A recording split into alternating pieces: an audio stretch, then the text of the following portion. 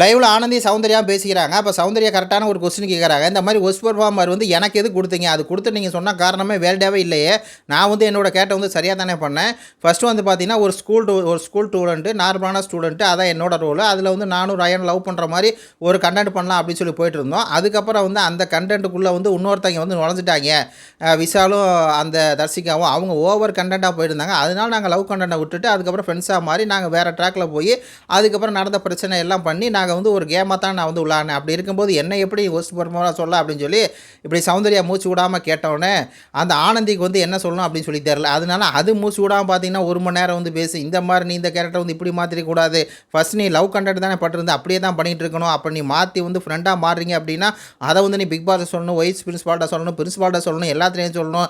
அதுக்கப்புறம் நீ வந்து இங்கே இருக்க எல்லாத்தோடையும் அடுத்த நாள் வந்து சண்டை போட்ட, முதல் நாள் வந்து அமைதியாக இருந்த லவ் பண்ண, அடுத்த நாள் வந்து ஃப்ரெண்டாக மாற்றிட்ட, அதுக்கு அடுத்த நாள் வந்து இப்படி சண்டை போட்டு அதெல்லாம் நீ பண்ணக்கூடாது, அப்படி பண்ண அப்படின்னா அந்த கேரக்டர் விட்டு நீ வெளியே வந்துட்டு அர்த்தம், அந்த கேரக்டர் வந்து நீ வெளியே வந்து அந்த கேரக்டர் இருந்தனால நான் உனக்கு வந்து உஸ்மான் கொடுக்குறேன் அப்படின்னு சொல்லி ஒரு பைத்தியக்காரி போல் வந்து பார்த்தீங்கன்னா அதான் நான் தலைப்பு வச்சுட்டு இப்போ ஒரு கேன மாதிரி வந்து பார்த்தீங்கன்னா ஆனந்தி வந்து பேசுது. பிக் பாஸ் வந்து ஒரு ரோல் கொடுக்குறாரு, அந்த ரோலை இவங்க பண்ணுறாங்க. அதுக்கு இடையில ப்ராங்க்னு ஒரு விஷயம் வருது. ஆனால் 24 மணி நேரமும் நீ வந்து அந்த ரோலில் தானே இருந்த, அப்போ ப்ராங்க்லாம் பண்ணக்கூடாதா? என்னையா இது பைத்தியம் மாதிரி அந்த ப்ராங்கில் தானே அந்த இஷ்யூ வருது. அதே மாதிரி இடையில வந்து ரணோ வந்து அந்த கிளாஸை வந்து தடுக்காதனால தானே சௌந்தர்யா அந்த ரகடாக மாறுறாங்க. அப்போ அந்த கேமில் தான் அவங்க இருக்காங்க. அந்த கேமில் கோவப்படணும் எல்லாம் பண்ணித்தானே ஆகணும்.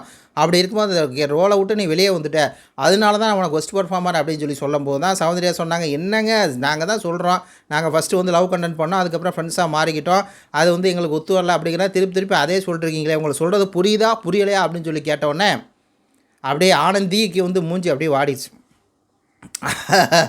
அப்படியே வந்து பார்த்தீங்கன்னா நெத்தியடி கேள்வி கேட்டால் ஆனந்தி என்ன ஒன்று அழுதுகிட்டே போயிடுச்சு அப்படிங்கிற மாதிரி தான் இருக்குது. இது குறித்து உடைய கருத்துக்களை சொல்லுங்கள். நன்றி, வணக்கம்.